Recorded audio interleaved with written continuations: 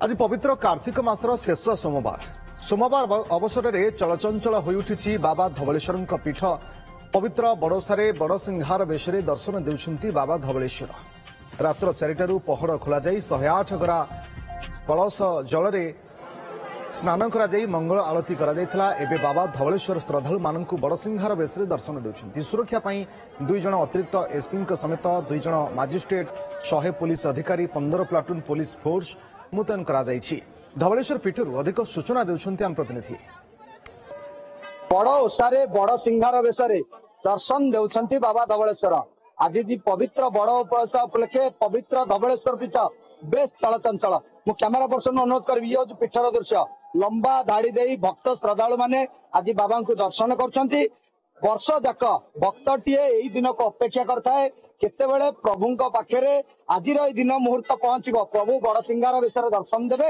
आज प्रभुंर बड़ ओषा नीति पालन कर आज जो पूजक समिति रही घरे गजभोग प्रस्तुत कर आज मध्यरात्रि त्रयोदशी और चतुर्दशी सदीक्षण बाबा पाखे लगी ओडिशार विभिन्न प्रांतर हजार हजार श्रद्धालु भक्त मानकर स्वछुटी आम सहित अच्छा मंदिर पूजक सहित प्रथम आलोचना करवा प्रथम ओटी स्वागत करी। आज बड़ ओषा एवं किभली नीतिकांति बड़ सिंहार बेश दर्शन देते धवलेश्वर दिन तमाम कौन नीतिकांति रही। जय श्री गुरुदेवाय नमः। मंगलम भगवान शंभु मंगलम वृषभध्वज मंगलम पार्वतीनाथो मंगलायो तनोहर। प्रभु देवदेव बाबा धवलेश्वर समस्त आज बड़ ओषारे समस्त मनस्कामना पूर्ण करंतु यही मोर चरण तले विनती। आज रात्रि 2टारू द्वारफिटा नीति संपन्न हो सारा 108 सुभाषित जल में प्रभु को आग स्नान कराला। ये होचंती स्नान प्रिय कहीं ना अभिषेक प्रिय शिव। स्नान कर सारा ठाकुर को प्रथम आग मंगला आरती भोग आम स्वतंत्र भाव में प्रस्तुत खेचड़ी भोग प्रदान कराए। खेचड़ी भोग प्रदान कर सारा ठाकुर शंकुड़ी भोग अनुष्ठित होता अन्न डालीमा खीरी खटा ठाकुर को अर्चन कराइला एवं तापरे यही 5 दिन घर्षण भोग ठाकुर पाखे अर्पण कराइला। ये बड़ ओषा आपन जो कहले जिते यात्रा अच्छी जमी आमर रथ यात्रा श्रेष्ठ एवं महान सेमती जिते ओषा अच्छी बड़ ओषा से ठाकुर बड़ ओषा कहीं केते काल रही आसी एवं समस्त भक्त मान आज ये बड़ ओषारे समस्त को भले रखु शांति रखु सुख रखु।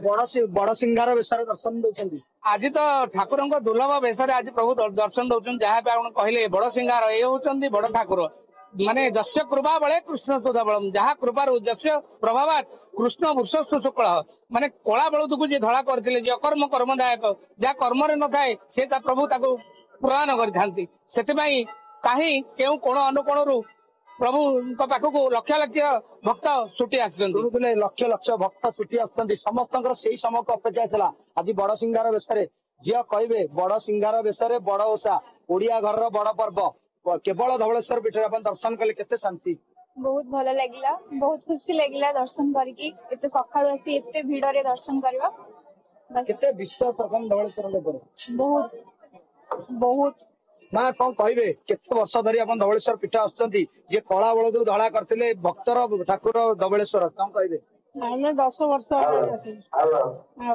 ଏଠି ରହିଲା ଆସୁ ବିଶ୍ୱାସ ଅଛି ବୋଲି ଚାଲିଛୁ।